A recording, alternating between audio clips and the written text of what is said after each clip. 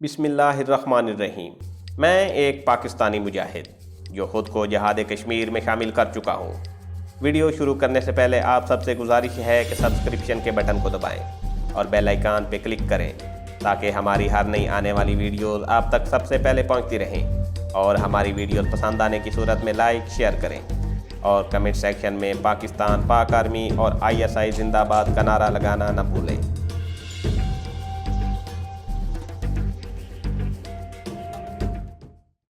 भैया जी, सब काम ठीक ठाक है, बस अब तुम तैयारी पकड़ो। मैं तुम्हें कंपनी बाग में उस जगह मिलूंगा जहां बिजली घर वाला नाला मजीठा रोड वाली छोटी नहर में गिरता है।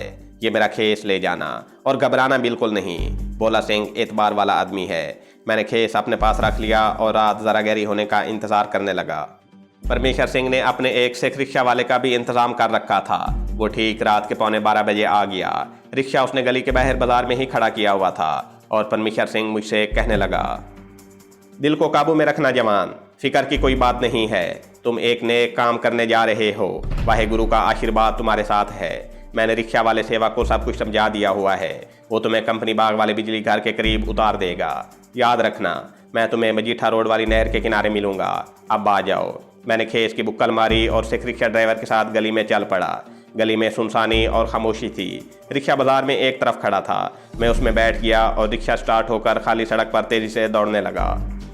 रात की खामोशी में रिक्शा खाली सड़कों पर दौड़ता आखिर हाल गेट के सामने वाले पक्के पुल पर से होकर कंपनी बाग की जानिब उतर गया और बाग के साथ साथ चलता गवर्नमेंट गर्ल्स हाई स्कूल के चौक में से गुजरता कंपनी बाग के मार रोड पर आ गया। उससे आगे बिजली घर था। मैंने बिजली घर से थोड़ा पहले रिक्शा रुकवा लिया और वहीं उतरकर सिख ड्राइवर से कहा, तुम्हारा शुक्रिया सरदार जी, आगे मैं खुद चला जाऊंगा, आप वापस चले जाएं। रिक्शा चला गया। उसके जाने के 2-4 मिनट तक मैं सड़क से हटकर दरख्तों के अंधेरे में छुपकर खड़ा रहा कि अगर कोई गश्त पर निकला हुआ संतरी रिक्शे को रुकते देखकर उस तरफ आए तो मुझे पता चल सके। मगर मालूम हुआ कि वहाँ कोई संतरी वगैरह नहीं था। फिर भी मैं बड़ी एहतियात के साथ सड़क के किनारे किनारे दरख्तों के नीचे अंधेरे में से गुजरता हुआ बिजली घर के अकब में आकर एक तरफ झाड़ियों में ऐसी जगह पर बैठ गया जहाँ से मुझे अमृतसर सेंट्रल जेल की तरफ जाती सड़क बिजली के खंभों की रोशनी में दूर तक नजर आ रही थी। भोला सिंह ने गुलाम रसूल को साथ लेकर उसी सड़क पर से आना था। छोटी नहर का नाला मेरे बिल्कुल करीब ही बह रहा था। यह नाला सड़क के साथ बहता हुआ जेल की तरफ से आता था। नाले के साथ साथ जो दरख्त थे उनके नीचे गहरा अंधेरा छाया हुआ था। मगर मुझे इसी जगह बैठकर भोला सिंह का इंतजार करना था। अगर तो वो गुलाम रसूल को जेल के खुफिया रास्ते से निकालने में कामयाब हो गया तो उसे इसी रास्ते से मेरे पास आना था। रात बड़ी सर्द थी, औस भी पड़ रही थी। मैंने खेस को अच्छी तरह से अपने जिस्म के गिर्द लपेट रखा था। मैं पूरी तरह से जाग रहा था। ऊँघने का तो सवाल ही पैदा नहीं होता था। आंखें बिजली घर वाले धुंधले रास्ते पर लगी थीं। जब आंखें थक जाती तो मैं आंखें बंद करके सर नीचे कर लेता। कुछ देर बाद फिर उसी रास्ते को तकने लगता। बिजली घर के जनरेटर चलने की घूं घूं की धीमी आवाज़ मुसलसल आ रही थी। कहते हैं इस आवाज़ से सांप मस्त हो जाता है और जहाँ ये आवाज़ आ रही हो वहाँ झाड़ियों वगैरह में छुपकर बैठ जाता है। मगर बिजली घर मुझसे काफ़ी फासले पर था, इसलिए किसी सांप के उस तरफ आने का खतरा नहीं था। रात खामोश थी। किसी वक्त दूर से किसी ऑटो रिक्शे की मदम सी आवाज़ आ जाती। इसके बाद फिर खामोशी छा जाती। घड़ी मेरे पास नहीं थी। मेरा अंदाज़ा था कि रात का 1-1:30 बजने वाला है। एक बार मैंने आंखें खोलकर देखा तो मुझे दरख्तों के नीचे अंधेरे में 2 साए अपनी तरफ बढ़ते दिखाई दिए। मैं उठा और दरख्तों की ओट में हो गया। साए मेरी तरफ ही आ रहे थे। जब करीब आए तो मैंने भोला सिंह को पहचान लिया। वो रुककर इधर उधर देख रहा था। मैं आड़ से निकलकर उसके सामने आ गया। भोला सिंह ने करीब आकर मुझे गौर से देखा और कहने लगा, अपनी अमानत संभालो और जितनी जल्दी यहाँ से निकल सकते हो निकल जाओ। ये तुम्हारा आदमी गुलाम रसूल है। गुलाम रसूल कैदियों वाले लिबास में था। अंधेरे में उसका चेहरा मैंने पहचान लिया था। भोला सिंह इतना कहकर जिधर से आया था उसी तरफ चल दिया और मैंने गुलाम रसूल से कहा, जल्दी से मेरे साथ आ जाओ। हम दोनों नाले के साथ साथ मजीठा रोड की तरफ जल्दी जल्दी चलने लगे। गुलाम रसूल का कैदियों वाला लिबास खतरे का बायस बन सकता था। मैंने उसे अपना खेस देकर कहा, इसे लपेट लो और कैदियों वाली ये कांग्रेसी टोपी यहीं झाड़ियों में फेंक दो। गुलाम रसूल ने टोपी एक तरफ फेंक दी और खेस जिस्म के गिर्द लपेट लिया। वो नौजवान लड़का था और खूब तेज चल रहा था। एक जगह नाला मजीठा रोड के संगम पर कंपनी बाग वाली नहर में मिल जाता था। हम दोनों वहाँ बैठ गए। इतने में एक इंसानी साया नशीबी झाड़ियों में से निकलकर हमारी तरफ बढ़ा। यह सरदार परमेश्वर सिंह था। उसने गौर से मुझे देखा और कहा, आ जाओ। हम भी उसके पीछे नशेब में उतर गए। झाड़ियों में से निकलते हुए एक छोटी पक्की सड़क पर आए तो एक तरफ जीप खड़ी थी। परमेश्वर सिंह हमें लेकर तेज कदमों से जीप के पास आ गया। जीप चारों तरफ से बंद थी। उसने मुझसे कहा, दोनों पीछे बैठ जाओ। मैं और गुलाम रसूल जीप में बैठ गए और उसका दरवाज़ा बंद कर दिया। परमेश्वर सिंह ड्राइविंग सीट पर बैठ गया। इंजन स्टार्ट हुआ और जीप पक्की सड़क पर दौड़ने लगी। इस जीप में भी सिवाय ड्राइविंग सीट वाली छोटी सी खिड़की के और कोई खिड़की नहीं थी। जीप रात के अंधेरे में भागी चली जा रही थी। उस खिड़की में से सर्द हवा आने लगी थी। मैंने कोट के कॉलर ऊपर उठा लिए और दोनों हाथ बगलों में देकर सिमट कर बैठ गया। गुलाम रसूल बोला, ये खेस ले लें। मैंने कहा, कोई ज़रूरत नहीं, तुम खामोश बैठे रहो। मेरा ख्याल था कि परमेश्वर सिंह हमें अमृतसर शहर से दूर किसी कस्बे के लारी अड्डे या किसी छोटे रेलवे स्टेशन पर उतार देगा। यहाँ से हमें कोई लारी या ट्रेन पकड़कर आगे जाना होगा। जीप अमृतसर शहर से काफ़ी दूर निकल आई थी। परमेश्वर सिंह ने भी इस बारे में कोई बात नहीं की थी कि वो हमें कहाँ तक ले जाएगा, और मैंने भी नहीं पूछा था। रात के अंधेरे में इतना मुझे मालूम हो गया कि जीप बड़ी सड़क पर जा रही है, और ये बड़ी सड़क जीटी रोड ही हो सकती थी। सामने से कभी कभी कोई ट्रक आकर गुजर जाता था। मैं गुलाम रसूल से बातें करने लगा। मैंने उससे पूछा कि उसने ये कैसी गैर जिम्मेदाराना हरकत की कि अपनी मंगेतर को लेकर बॉर्डर क्रॉस कर गया। तो वो कहने लगा, हमने बॉर्डर क्रॉस नहीं किया था, हम अपने बॉर्डर के अंदर ही थे। हो सकता है कि गलती से इंडिया के बॉर्डर वाले खेत में चले गए हों। हमारे इलाके में कहीं आधा खेत इंडिया में है तो आधा खेत पाकिस्तान में है। एकदम से इंडियन बॉर्डर सिक्योरिटी फोर्स की जीप आई और हमें ज़बरदस्ती उठाकर ले गए। मैंने पूछा, तुम्हारी मंगेतर का नाम क्या है? गुलाम रसूल कुछ देर खामोश रहा और फिर उदास आवाज़ में बोला, सुगना बीबी। मैंने कहा, क्या तुम्हें मालूम है वो कहाँ है? गुलाम रसूल ने गमगीन आवाज़ में कहा, पहले मेरे साथ अमृतसर जेल में ही थी, फिर पता नहीं कहाँ चली गई। कोई कहता था उसे दिल्ली जेल में भेज दिया गया है, और कोई कहता था कि उसे जेल के पुलिस ने अजीतें दे देकर मार डाला है। फिर वो चुप हो गया। फिर आ भर कर बोला, मर गई हो तो अच्छा है। मैंने कहा, सुगना मरी नहीं है, जिंदा है, और हम तुम्हें सुगना के पास ही ले जा रहे हैं। उसने एकदम से सर उठाकर मेरी तरफ देखा। जीप के अंदर अंधेरा था, मगर मुझे उसके धुंधले चेहरे पर मुसर्रत का तासुर साफ नजर आ रहा था। बेताब होकर बोला, सर क्या आप सच कह रहे हैं? मैंने कहा, मुझे झूठ बोलने की क्या ज़रूरत है, लेकिन अभी मैं तुम्हें इससे ज़्यादा कुछ नहीं बता सकता। तुम मुतमईन हो जाओ, सुगना जिंदा सलामत है और महफूज जगह पर है। सड़क की बाएं जानिब कुछ फासले पर बहुत सी रोशनियों का झुरमट सा दिखाई दिया। परमेश्वर सिंह ने जीप को सड़क के किनारे कच्चे पर उतार कर ब्रेक लगा दी और मुंह खिड़की में से अंदर करके कहा, दरवाज़ा खोलना। मैंने उठकर जीप का अकबी दरवाज़ा खोल दिया।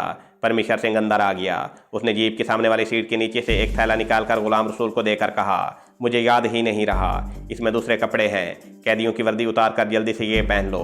गुलाम रसूल ने खेस उतार दिया और थैले में से कपड़े निकालकर पहनने लगा। मैंने परमेश्वर सिंह से पूछा, आप हमें कहाँ तक ले जाएंगे? उसने कहा, तुम फिक्र न करो, मैं तुम्हें अपने गुरु बब्बर सिंह जी खालसा के पास छोड़कर ही वापस आऊँगा। मैं हैरान भी हुआ और खुश भी हुआ। इसे कहते हैं अपने कमांडर के हुक्म की तामील करना। परमेश्वर सिंह को मालूम था कि हमें रात के वक्त अमृतसर से दिल्ली की तरफ जाने वाली कोई सवारी नहीं मिलेगी। अगर हम अमृतसर में रुक जाते हैं तो सुबह होते ही गुलाम रसूल के फरार का इल्म हो जाएगा, और पुलिस न सिर्फ ये कि शहर से बाहर जाने वाले तमाम रास्तों की नाकाबंदी कर लेगी, बल्कि जलंधर लुधियाना की पुलिस को भी खबर कर देगी, और हमारे लिए दिल्ली पहुंचना नामुमकिन हो जाएगा। चुनांचे उसने एक फ़र्ज शनास कारकुन का किरदार अदा करते हुए यही फैसला किया कि हमें अमृतसर जलंधर लुधियाना के इलाके से दिन निकलने से पहले पहले रातों रात निकाल कर ले जाए। गुलाम रसूल ने कुर्ता पजामा, स्वेटर कोट और सर पर मफलर लपेट लिया था। परमेश्वर सिंह ने उसके कैदियों वाले कपड़े थैले में डाले और बोला, रास्ते में एक नहर आती है, ये थैला मैं नहर में फेंक दूंगा, कायम होकर बैठना, जलंधर तक कोई चेकिंग नहीं होगी, आगे जो होगा मैं संभाल लूँगा। मैंने भरा हुआ रिवाल्वर अपने पास रख लिया है। जीप जलंधर की तरफ चल पड़ी। गुलाम रसूल बड़ा मुतासिर हुआ और कहने लगा, ये सिख तो बड़े अच्छे बंदे हैं। जेल में लंगर तकसीम करते वक्त जब भोला सिंह ने मुझे कहा कि रात को फरार होने के लिए तैयार रहना, तो मुझे उसकी बात का यकीन नहीं आया था। अब ये सरदार जी भी जिस तरह हमारी खातिर अपनी जान को खतरे में डाल रहे हैं, बड़ी हैरानी की बात है। मैंने कहा, हर जगह अच्छे बुरे लोग मौजूद होते हैं, क्या सुगना दिल्ली में है? गुलाम रसूल ने पूछा। हाँ, मैंने मुख्तसर सा जवाब दिया। गुलाम रसूल कहने लगा, वो कहाँ चली गई थी? मैंने कहा, तुमको इस किस्म के सवाल करने की ज़रूरत नहीं है, और याद रखो अपनी मंगेतर सुगना बीबी से भी ऐसे सवाल मत करना। खुदा ने तुम दोनों को चलती तलवारों में एक दूसरे से मिलवा दिया है, बस इसे ही गनीमत समझो। इसके बाद गुलाम रसूल ने कोई सवाल न किया। खामोश होकर खेस की बुक्कल मारकर सीट पर बैठा रहा। जीप रात के अंधेरे में खाली सड़क पर हवा से बातें करती जा रही थी। रोशनियों का झुरमट सड़क से हटकर वाकया किसी कस्बे के बाहर मौजूद किसी कारखाने का था। वहां से गुजरते हुए हमें डीजल और गंदे बेरोजे की बू भी आई। परमेश्वर सिंह ने अपने आप को एक फर्ज शनास कारकुन होने के अलावा एक तजर्बेकार ड्राइवर भी साबित कर दिया था। वो जीप को उड़ाए लिए जा रहा था और रात के सन्नाटे में सड़क के खाली होने का पूरा फ़ायदा उठा रहा था। कुछ ही देर बाद दूर सड़क की दोनों जानिब किसी शहर की रोशनियां नजर आने लगीं।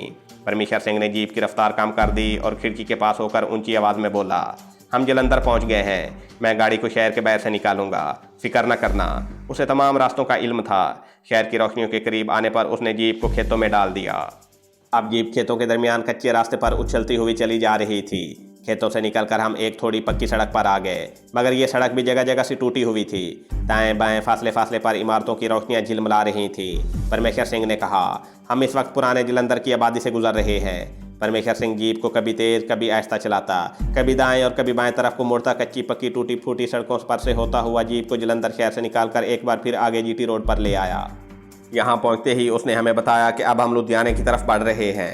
1.5-2 घंटे बाद लुधियाना भी आ गया।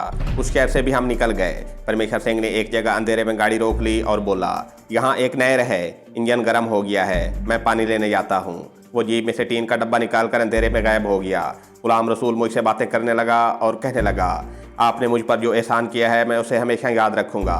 अब मैं चाहता हूँ कि किसी तरह पाकिस्तान पहुँच जाऊँ। वो दिन हमारी ज़िंदगी का बड़ा मुबारक दिन होगा जब मैं और सुगरा बीबी पाकिस्तान की ज़मीन पर कदम रखेंगे।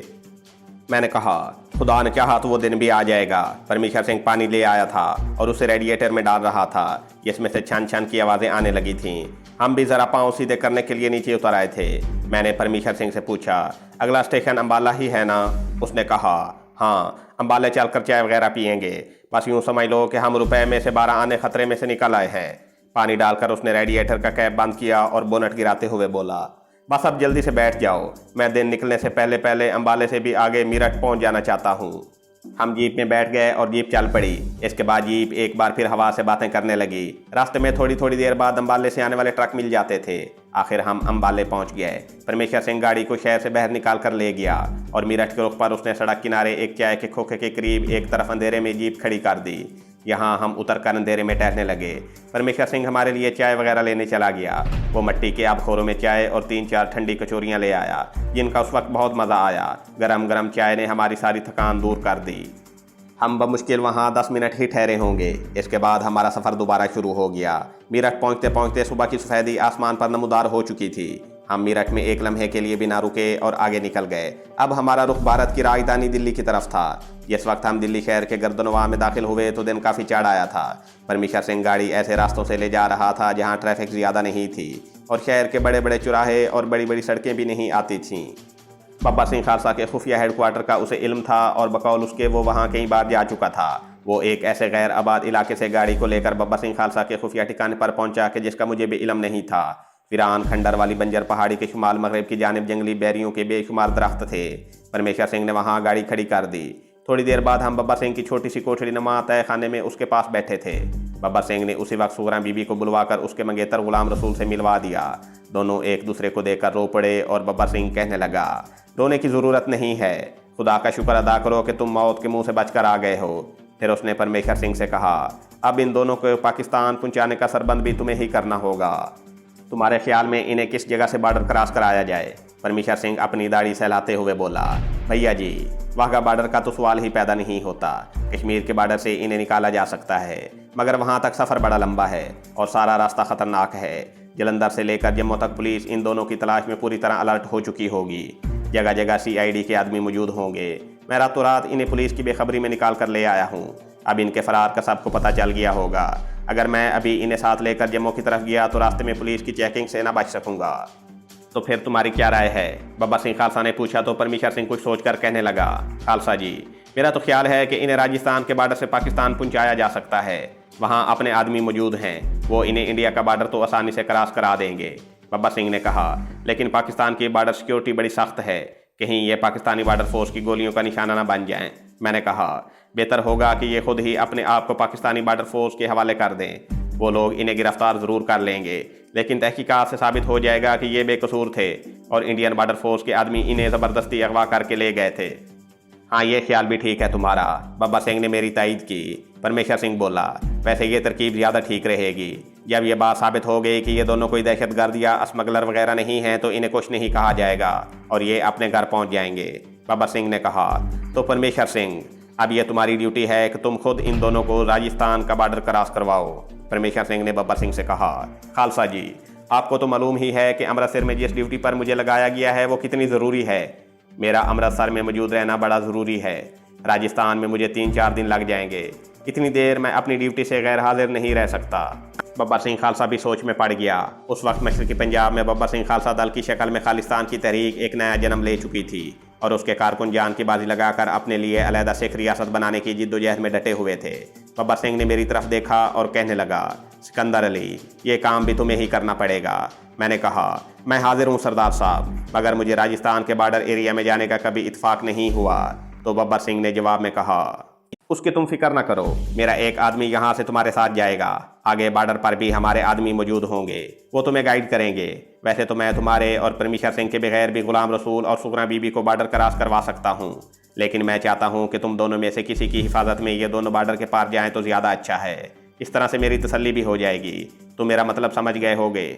मैं बब्बर सिंह का मतलब समझ गया था। वो बेहद ज़माना शनास और दिल का दर्द रखने वाला आदमी था। मैं जानता हूँ अगर सुगना बीबी साथ ना होती तो वो मुझे या अपने काबिल एतबार साथी परमेश्वर सिंह को कभी साथ जाने के लिए ना कहता। मैं तैयार हो गया। बब्बर सिंह ने हरनाम सिंह नाम के सिख कमांडो को हमारे साथ भेजने का फैसला किया। इसराइली हुकूमत की जानिब से कश्मीरी मुजाहिदीन के खिलाफ फैसला कुन और हलाकत खेज हमला करने के वास्ते भारतीय हुकूमत को जिस खुफिया पैकेज को लेकर इसराइली फ़ौज की कमांड फोर्स आ रही थी, उसके आने में अभी 1.5-2 माह बाकी थे। हमारे दिल्ली के मुसलमान मुजाहिद अब्दुल गनी ने भी यही मुद्दत बताई थी और बाद में इंडियन सीक्रेट सर्विस की एहलकार इंद्रानी ने भी उसकी तस्दीक कर दी थी। इस हिसाब से हमारे पास 1.5-2 माह की मुद्दत बाकी थी और मैं इस दौरान सुगरा और गुलाम रसूल को पाकिस्तान पहुंचाने की मुहिम पर जा सकता था। हरनाम सिंह और मैं एक दूसरे से बड़ी अच्छी तरह वाकिफ़ थे। होशंगाबाद की क़यामत खेज कमांडो ऑपरेशन में वो हमारी कमांड पार्टी के साथ था। इससे मुझे याद आ गया कि सुल्तान अभी तक हमारे पास नहीं पहुंचा था। मुझे उसके बारे में कुछ मालूम नहीं था कि वो अभी तक पुलिस की कैद में है या किसी टार्चर सेल में है या फरार होकर बब्बर सिंह के खुफिया हेडक्वार्टर में पहुंचने की कोशिश कर रहा है। आपको याद होगा कि हम अपनी एक कमांडो मुहिम की वापसी पर भारत के एक रेलवे स्टेशन पर ट्रेन का इंतजार कर रहे थे कि अचानक पुलिस ने छापा मारकर हमें पकड़ लिया। मैं एक शंट करते डब्बे में छलांग लगाकर भाग निकला था, मगर सुल्तान ऐसा न कर सका था। मुझे उसकी फिक्र भी थी और इंतजार भी था। कार और तरबियत याफ्ता मुजाहिद कमांडो था और दुश्मन की कैद से फरार होने की पूरी सलाहियत रखता था। राजस्थान के भारतीय सरहद की तरफ जाने को हमारा एक दिन तय हो गया। सुगना बीबी और उसके मंगेतर गुलाम रसूल को साथ लेकर मुझे और हरनाम सिंह को दिल्ली से रिवाड़ी, रिवाड़ी से रियासत अलौर, अलौर से जयपुर और जयपुर से बदरिया ट्रेन ही बीकानेर जाना था। बीकानेर से हमें सहरा में सफ़र करते हुए जैसलमेर पहुंचना था और उसके आगे एक बार फिर सहरा में सफ़र करने के बाद वहां से सुगरा और गुलाम रसूल को भारत का बॉर्डर क्रॉस करवाकर पाकिस्तान में पहुंचाना था। हरनाम सिंह ने मुझे बताया कि बीकानेर के आगे सहरा का सफ़र बड़ा तवील और तकलीफ़देह होगा। मैंने ये बात सुगरा और गुलाम रसूल को भी बता दी और कहा कि उन्हें यह तमाम तकलीफ़ें बर्दाश्त करने के लिए अपने आप को तैयार कर लेना चाहिए। एक दूसरे से मिल जाने के बाद दोनों में बड़ी ताकत आ गई थी और उनका हौसला बुलंद हो गया था। उन्होंने बेयक ज़बान मुझे कहा कि पाकिस्तान पहुंचने के लिए वो आग के शोलों का दरिया भी पार कर सकते हैं। परमेश्वर सिंह दूसरे रोज़ ही अमृतसर वापस चला गया। उसके जाने के 3 दिन बाद मैं और हरनाम सिंह भी सुगरा और गुलाम रसूल को लेकर राजस्थान के सहराओं की तरफ रवाना हो गए। बब्बर सिंह की हिदायत के मुताबिक हम सब ने अपने हुलिये राजस्थान के देहातियों वाले बना लिए थे। हम 3 मर्दों ने घुटनों से ऊपर तक के चांटदार कुर्ते और खद्दर के ही तंग पजामे पहन रखे थे। सरों पर राजस्थान के देहातियों वाली टुकड़ीदार बड़ी बड़ी रंग बिरंगी पगड़ियाँ बांध रखी थीं। एक गठड़ी में कुछ खाने पीने का सामान रख लिया था। सुगना बीबी ने भी राजस्थानी औरतों वाली रंगदार साड़ी पहन रखी थी। पुनियों तक हाथ कांच की सफ़ेद चूड़ियाँ थीं, गले में चांदी का हार और कानों में भी चांदी की बालियाँ थीं। हम सब के पाँव में जोधपुर की बनी हुई देसी जूतियाँ थीं। मैंने और हरनाम सिंह ने एक एक कमांडो चाकू भी सदरी के अंदर छुपा कर रख लिया था। हरनाम सिंह ने मुझे ब्रीफ कर दिया था कि अगर कहीं कोई पुलिस पार्टी चेकिंग के वक्त उसके बारे में पूछे तो हमें यही कहना है कि हम जैसलमेर के एक गाँव के रहने वाले हैं। डाचियों पर लंबे लंबे सफ़र करने पड़ते हैं। रास्ते में कहीं पड़ाव डालें तो इन चाकुओं से लकड़ियाँ काट कर लाते हैं और जंगली हरनों का शिकार भी मारते हैं। हमें जिस ट्रेन पर दिल्ली के रेलवे स्टेशन से सवार होना था वो पैसेंजर ट्रेन थी और दिल्ली से जयपुर तक जाती थी। वहाँ से हमें बीकानेर के लिए दूसरी ट्रेन पकड़नी थी। हमारे लिए रात के वक्त खुफिया ठिकाने से निकलना मुनासिब था, चुनांचे हमने वही पैसेंजर ट्रेन पकड़ी जो दिल्ली से रात के वक्त चलती थी। हरनाम सिंह ने मुझे गुलाम रसूल और सुगरा बीबी को ज़रूरत के मुताबिक थोड़ा थोड़ा राजस्थानी ज़ुबान में उर्दू बोलने का लहजा याद करा दिया था और ताकीद की थी कि हम लोग कहीं और किसी जगह पर भी ज़्यादा बात नहीं करेंगे, मुख्तसर बात करके खामोश हो जाएंगे, बाकी सारी बात मैं करूँगा, यानी हरनाम सिंह। हरनाम सिंह भारत के हर सूबे की थोड़ी थोड़ी ज़ुबान जानता था और हर सूबे के लहजे में उर्दू बोल सकता था। ये बड़ा करामत शख्स था और एक अरसे से बब्बर सिंह के साथ खालिस्तान की तहरीक में काम कर रहा था। जैसा कि मैं पहले किसी जगह आपको बता चुका हूँ कि हरनाम सिंह मोनासिक था, यानी उसने दाढ़ी और सर के लंबे बाल यानी केस नहीं रखे हुए थे। ये उसने सिर्फ इसलिए किया था कि अपनी तहरीक के सिलसिले में उसे किसी भी वक्त हिंदू का रूप बदलना पड़ सकता है। तारीखी इमारत वाले खंडर की पहाड़ी से मैं, हरनाम सिंह, गुलाम रसूल और सुगना बीबी रात के 10:15 बजे बब्बर सिंह को अलविदा कहकर निकले। हम चारों के हुलिये राजस्थान के देहातियों जैसे थे। अंधेरे मैदान और गैर आबाद इलाके से होते हुए हम नई दिल्ली की तरफ जाने वाली पक्की सड़क पर आ गए। दिल्ली और नई दिल्ली के इलाके इतने फैल गए हैं और इतनी आबादी हो गई है कि आप तसव्वुर नहीं कर सकते। दिन के वक्त तकरीबन हर सड़क पर ट्रैफिक की भरमार होती है और सारी सारी रात सड़कों पर थोड़ा बहुत ट्रैफिक जारी रहता है। शहर से बाहर किसी भी सड़क पर आपको आधी रात के वक्त भी कोई ना कोई टैक्सी वगैरह मिल जाती है। हरनाम सिंह ने हमें बहुत कुछ समझा दिया था। हम खामोशी से उसके पीछे पीछे चल रहे थे। एक जगह बस स्टॉप का शेड बना हुआ था। वो वहाँ रुक गया और कहने लगा, इस वक्त लारी शायद ही इधर आए, मगर ऑटो रिक्शा या टैक्सी कोई ना कोई इधर आ सकती है। हमें वहाँ ज़्यादा इंतज़ार न करना पड़ा और एक ऑटो रिक्शा आकर हमारे पास रुक गया। हम चारों उसमें बैठ गए। दिल्ली में ऐसे ऑटो रिक्शा भी चलते हैं जिनमें पूरी फैमिली बैठ सकती है। हरनाम सिंह ने राजस्थानी लहजे में ड्राइवर से रेलवे स्टेशन चलने को कहा। वहाँ से रेलवे स्टेशन आते आते हमें तकरीबन 1 घंटा लग गया। बहरहाल हम ट्रेन की रवानगी के वक्त से आधा घंटा पहले ही पहुँच गए थे। हरनाम सिंह खुद जाकर दिल्ली से बीकानेर तक के 3rd क्लास के 4 टिकट ले आया। उसने हम तीनों को एक एक टिकट दे दिया। गुलाम रसूल ने एक गठड़ी उठा रखी थी जिसमें 10-12 रोटियाँ, माश की खुश्क दाल और आम का अचार था और कुछ पैसे हमने सुगरा बीबी और गुलाम रसूल को भी दे दिए थे। बाकी मैंने और हरनाम सिंह ने अपने अपने पास रख लिए। ट्रेन दिल्ली स्टेशन से ही तैयार होती थी। 11 बजे रात ट्रेन रवाना हुई। हम लोग रेवाड़ी से होते हुए अलौर के स्टेशन पर पहुंचे तो वहां सिविल और रेलवे पुलिस की सिपाही प्लेटफार्म पर एक कतार में खड़े नजर आए। हरनाम सिंह ने आंखों से मुझे मुतात रहने का इशारा किया, लेकिन बाद में पता चला कि रियासत का कोई बड़ा अफसर उसी ट्रेन में अलौर आ रहा था। पुलिस उसकी हिफाजत या उसके स्वागत के लिए आई हुई थी। अलौर का स्टेशन भी काफ़ी बारौनक था। सहराई इलाका शुरू हो चुका था। ये रेवाड़ी से निकलते ही शुरू हो गया था। अलौर से हम जयपुर पहुंचे जो भारत के सूबा राजस्थान का सदर मकाम है। ये राजपूतों का इलाका है जो एक बहादुर कौम है। जयपुर में ट्रेन काफ़ी देर रुकी रही। इस दौरान हरनाम सिंह ट्रेन से उतरकर कोई दूर टहलता और निगरानी करता रहा कि कहीं किसी तरफ से कोई पुलिस या खुफिया पुलिस का आदमी तो डब्बे में दाखिल नहीं हुआ। ये इंतज़ार बड़ा सब्र आजमा था। रियासत का सदर मकाम होने की वजह से जयपुर के स्टेशन पर मिलिट्री पुलिस के जवान भी चल फिर रहे थे, मगर खैरियत रही। हमारी तरफ किसी ने ध्यान न दिया। ट्रेन जयपुर से चली तो हमने इत्मीनान का सांस लिया। हरनाम सिंह मेरे साथ ही बैठा हुआ था। हम खिड़की के पास बैठे बाहर देख रहे थे। दिल्ली और पंजाब की सर्दी की शिद्दत ख़त्म हो गई थी और सहरा की खुश्क हवा में हमें गर्माहट महसूस हो रही थी। और हरनाम सिंह कहने लगा, बीकानेर से आगे हमें भी ऊँटों पर सफ़र करना होगा। मैंने इस बात में सर हिलाया। ट्रेन के पहियों के शोर में हम एक दूसरे से ज़्यादा बातचीत नहीं कर सकते थे। गुलाम रसूल सामने वाली सीट पर सर नीचे किए ऊँग रहा था। सुगना बीवी ऊपर वाली बर्थ पर गहरी नींद सो रही थी। सारा दिन सफ़र में गुजर गया। दिन ढल रहा था कि बीकानेर का स्टेशन आ गया। हरनाम सिंह ने हमें पहले ही बता दिया था कि वो हमारे साथ स्टेशन से बाहर नहीं निकलेगा। चुनांचे मैं, गुलाम रसूल और सुगना बीबी एक साथ स्टेशन से बाहर आए और एक तरफ होकर बैठ गए। 2 मिनट बाद हरनाम सिंह भी आकर हमारे पास ही ज़मीन पर बैठ गया। वो स्टेशन से शहर के दरवाजे की तरफ जाती सड़क की तरफ देख रहा था और कहने लगा, थोड़ा अंधेरा हो जाए तो हम यहाँ से चलेंगे। सूरज अगरचे गुरूब हो चुका था, मगर आसमान पर सुर्ख रोशनी काफ़ी थी। सहरा में सूरज गुरूब होने के बाद काफ़ी देर तक आसमान पर सुर्ख रोशनी रहती है। हमने वहीं बैठे बैठे थैले में से रोटियां निकालकर अचार के साथ खाईं। हमने पानी पिया और अंधेरा होने का इंतज़ार करने लगे। हरनाम सिंह जिस जगह हमें ले जाना चाहता था वहाँ वो दिन की रोशनी में नहीं जाना चाहता था। जब आसमान पर फैली हुई सुर्खमय रोशनी करमजी हो गई और अंधेरा छाने लगा तो हरनाम सिंह ये कहकर उठ खड़ा हुआ, आ जाओ। हम शहर के दरवाजे में दाखिल होने की बजाय रेत के छोटे छोटे टीलों की तरफ से होकर मगरिब की तरफ बढ़ रहे थे। ज़मीन रेतली थी। बीकानेर शहर में रोशनियाँ नजर आने लगी थीं। हम शहर की रोशनियों से दूर होते जा रहे थे।